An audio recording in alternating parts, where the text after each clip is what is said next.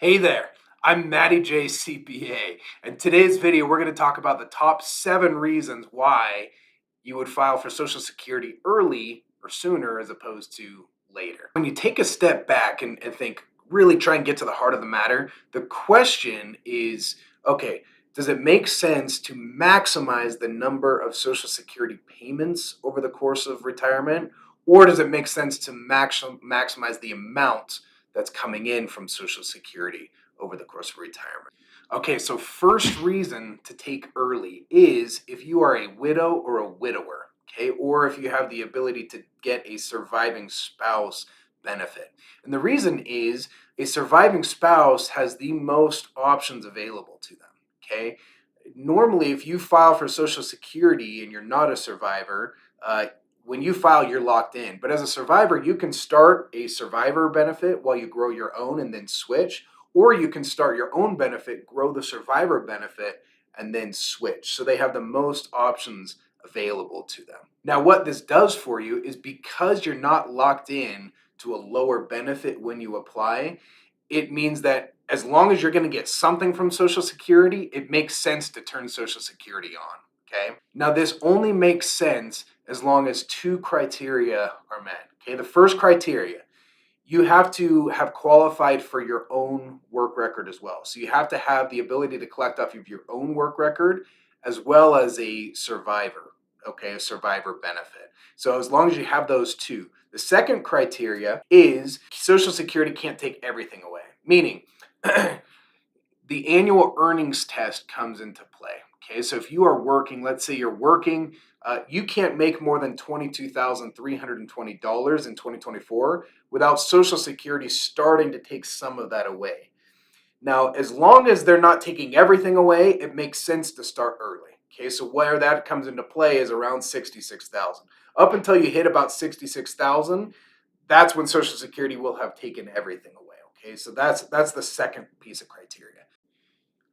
Reason number two why you might consider starting Social Security early as opposed to later is if there are some health challenges with either you or a spouse. You know, when we look out and we're planning, usually when we plot it out on the Social Security software, we're trying to make it so, the man lives until 85, the woman lives until 90. That's typically what we're working with.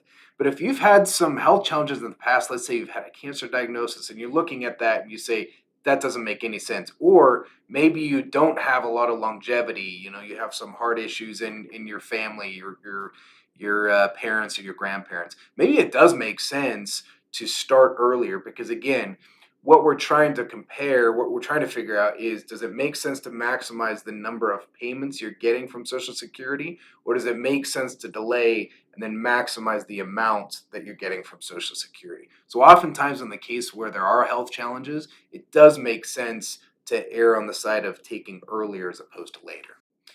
Reason number three why you might consider taking Social Security earlier as opposed to later is if there is a significant age gap in your marriage. So I actually had a couple recently in my office. He is 13 years older than she is. He started Social Security back in 2008. She's now 64, almost 65. And his thought was, hey, I started mine early. We should probably wait for her to collect until full retirement age. However, when he heard in my class that oftentimes with an age gap, it's indicative that we should at least start the lower earning spouse sooner, he came to talk to me and he was kicking himself for not starting it early. This goes back to, are we maximizing the amount of payments that we're getting from Social Security or the amount that we're getting? We're always trying to balance that, right? When there is a significant age gap, oftentimes it makes sense to start at least the lower earning spouse early so that you can maximize the number of years that you're both collecting a benefit. Even if there's not a significant age gap, it can still make sense to take the early benefit for the lower earning spouse. Okay, so let's assume an example.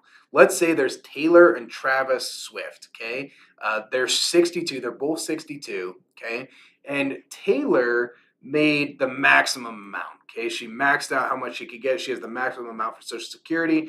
Travis didn't make quite as much over his career, okay?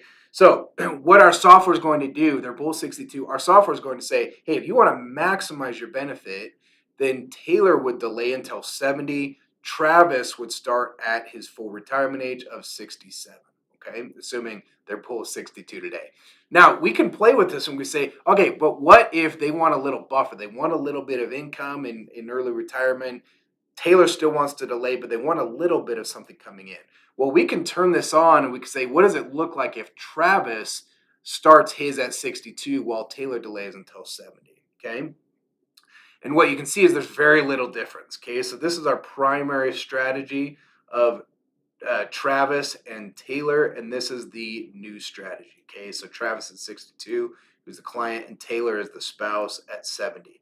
And you can see over here, assuming a normal life expectancy of 85 for Travis and 90 for Taylor, uh, there's a very little difference here, $22,000 of difference cumulative over the course of retirement. We're speaking in today's dollars. So oftentimes it can make sense if you want a little bit of income coming in to have the lower earning spouse start because, and this is key, when the higher earning spouse passes away, which in this case it's not going to show up, but when one spouse passes away, the lower benefit drops off. And no matter which spouse it is, no matter when the lower earning spouse started, the spouse that remains, that survives, will continue the high amount going on for the rest of their retirement. Number 5, reason why it might make sense to start Social Security early as opposed to later.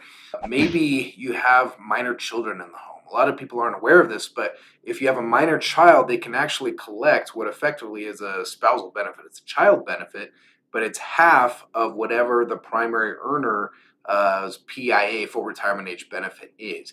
That child can do it up until they hit 18. So I actually had a couple recently in my office, and he was an older parent, but he started at 62. He was able to collect a child benefit for 7 years until that child hit the age of 18 or 19 if they're still in high school.